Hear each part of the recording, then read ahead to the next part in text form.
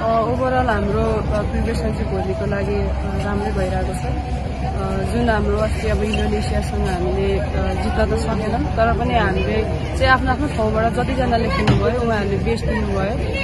Team चाहिँ कोही पनि डिमोलाइज चाहिँ छैन, किनभने स्कोर मात्रै नभएको तर उहाँहरूले एकदमै राम्रो खेल्नुभएको हो। र भोलिको लागि चाहिँ हामी सबैजना एकदमै प्रिपेयर छौँ र भोलि चाहिँ हाम्रो टार्गेट भनेको चाहिँ सकभर हामीले राम्रो खेल्ने हो र राम्रो रिजल्ट लिने हो। हामीभन्दा उनीहरू एकदमै टफनेस छ, तर पनि हामीले आफूले सिकेको र आफूले जानेको जति एज अ टिम चाहिँ हामी खेल्नेछौँ।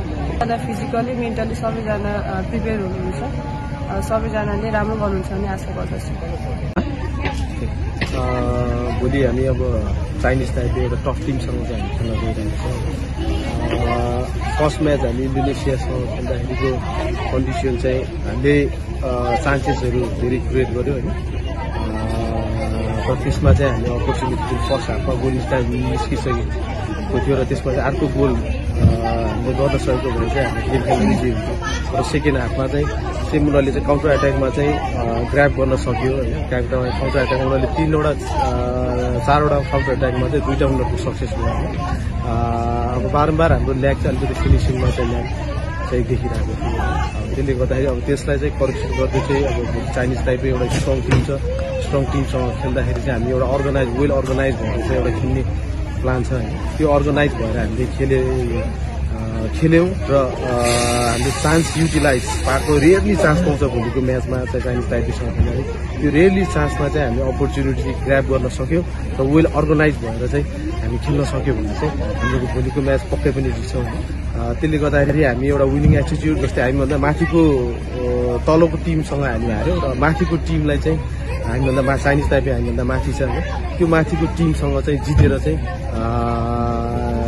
जितेर चाहिँ यो टुर्नामेन्टको चाहिँ अन्त्य गर्न चाहन्छौँ। इन्जुरीहरू हामीले लास्ट आवरमा मात्र यो इन्जुरीहरू पायौँ, जस्तै साम्बाको इन्जुरी, त्यस पछाडि सविताको इन्जुरी। सविता चाहिँ यहाँ आएर चाहिँ सक्छ कि भन्ने लागेको थियो, तर उसले चाहिँ त्यो सकेन होइन।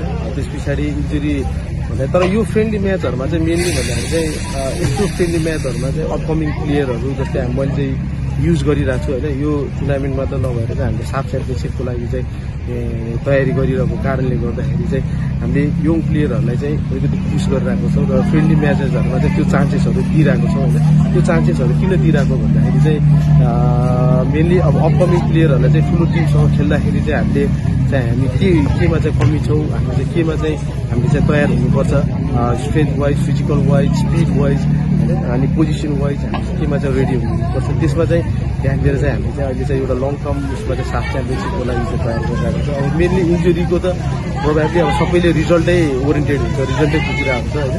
त्यो कारणले गर्दाखेरि भोलिको म्याचमा चाहिँ जो पनि खेल्न सक्छ र जो खेल्दाखेरि पनि मैले चाहिँ सडन एउटा पोजिसनमा चाहिँ उनीहरूले 2टा ड्युटी दिइरहेको हुन्छ। एट्याकिङमा जाँदाखेरि तिम्रो ड्युटी के र डिफेन्डिङमा आउँदाखेरि त्यो ड्युटी दिइरहेको हुन्छ। त्यो ड्युटी अनुसारले जसले टास्क पुरा गर्छ त्यो चाहिँ अन द फिल्ड भइरहेको हुन्छ, जसले चाहिँ पुरा गर्दैन त्यसको विकमा चाहिँ हामीले चाहिँ सब्स्टिट्युट गरिरहेको हुन्छ होइन। सबैले चाहिँ अपर्च्युनिटी पाउँछ, त्यो अपर्च्युनिटीमा चाहिँ ग्राब गर्न सक्नु पऱ्यो आफ्नो पोजिसनको लागि चाहिँ पछि आउने टुर्नामेन्टहरूको लागि पनि होइन। त्यसले गर्दाखेरि भोलिको हाम्रो मेन अघि पनि भनिहालेँ, मेन भनेको टार्गेट भनेको हामीभन्दा तलको टिमसँग हार्यौँ र माथिको टिमलाई चाहिँ हामी चाहिँ जित्ने चाहिँ एउटा टार्गेट छ र त्यसमा चाहिँ हामी स्टिक भएर चाहिँ भोलि चाहिँ मैदानमा चाहिँ उत्रिन्छौँ।